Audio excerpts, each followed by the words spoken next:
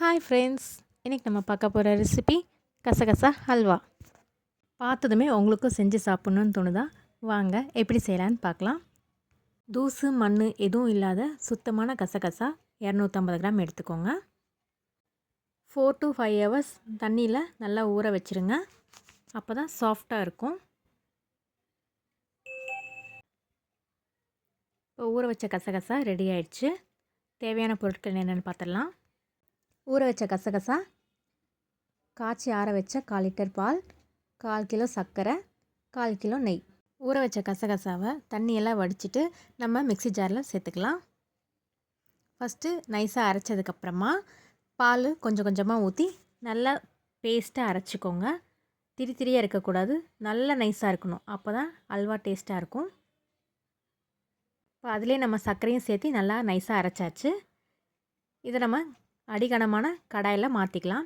நான்ஸ்டிக்காக இருந்தாலும் ஓகே தான்.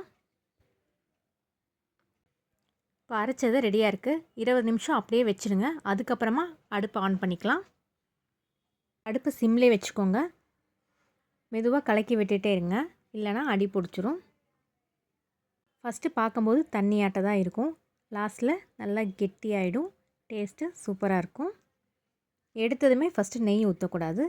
First colour change ஆகும், அதுக்கப்புறமா தான் நெய் ஊற்றணும். இந்த மாதிரி பபுள்ஸ் வந்ததுக்கப்புறமா நல்லா ஒரு வாட்டி கலந்து விட்டுடலாம்.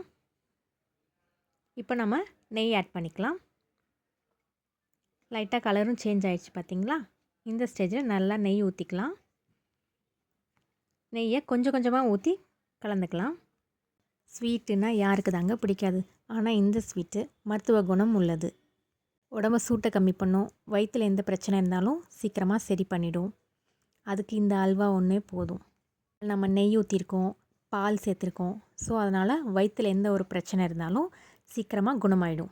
காலையில் வெறும் வயிற்றில் ஒரு ஸ்பூன் சாப்பிட்டிங்கன்னா சீக்கிரமாக வயிற்று பிரச்சனை சரியாயிடும். அல்வா செய்யலாம் டைம் இல்லைங்க, ஆனால் வயிற்று பிரச்சனை சரியாகணும் அப்படின்னு நினைக்கிறீங்களா? நைட் ஒரு ஸ்பூன் கசகசாவை தண்ணியில் ஊற வச்சுருங்க. காலையில் வெறும் வயிற்றில் எடுத்து சாப்பிட்டிங்கனாலே போதும், சீக்கிரமாக குணமாயிடும். இது ஒரு சின்ன டிப்ஸ். நெய்யை கொஞ்சம் கொஞ்சமாக ஆட் பண்ணி கிண்டுங்க. அப்போ தான் அது கரெக்டான பதத்தில் வரும். சாப்பிடும்போது டேஸ்ட்டு சூப்பராக இருக்கும். பொதுவாக ஸ்வீட்டுன்னா எல்லாருக்குமே ரொம்ப பிடிக்குங்க.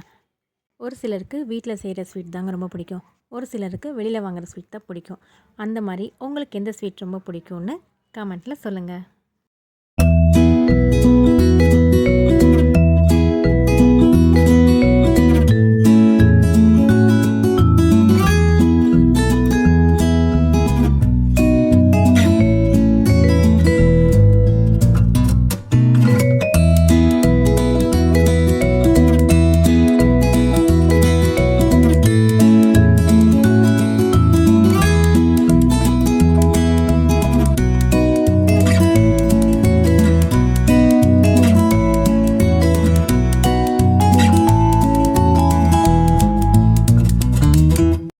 இப்போ ஒரு 70% சூப்பராக ரெடி ஆகிடுச்சுங்க.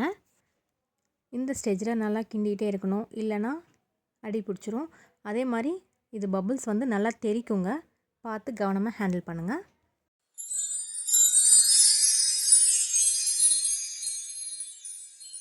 ஃபைனலாக அல்வா ரெடி ஆகிடுச்சுங்க. நெய் தாராளமாக ஊற்றிட்டு நல்லா ஒரு வாட்டி கலந்து விட்டுட்டு அடுப்பு ஆஃப் பண்ணிடுங்க. அவ்வளோதான், நம்மளோட கசகசா அல்வா சூப்பராக ரெடி ஆயிடுச்சுங்க. இதே மாதிரி நீங்களும் உங்கள் வீட்டில் ட்ரை பண்ணி பார்த்துட்டு எப்படி இருந்துச்சுன்னு சொல்லுங்கள். மறக்காமல் நீங்கள் எந்த ஸ்வீட் செஞ்சு சாப்பிடுவீங்கன்னு கமெண்ட்டில் சொல்லுங்கள். நம்ம சேனலை ஃபஸ்ட் டைம் பார்க்குறீங்கன்னா மறக்காமல் சப்ஸ்கிரைப் பண்ணிக்கோங்க, லைக் பண்ணுங்கள், ஷேர் பண்ணுங்கள். தேங்க்யூ.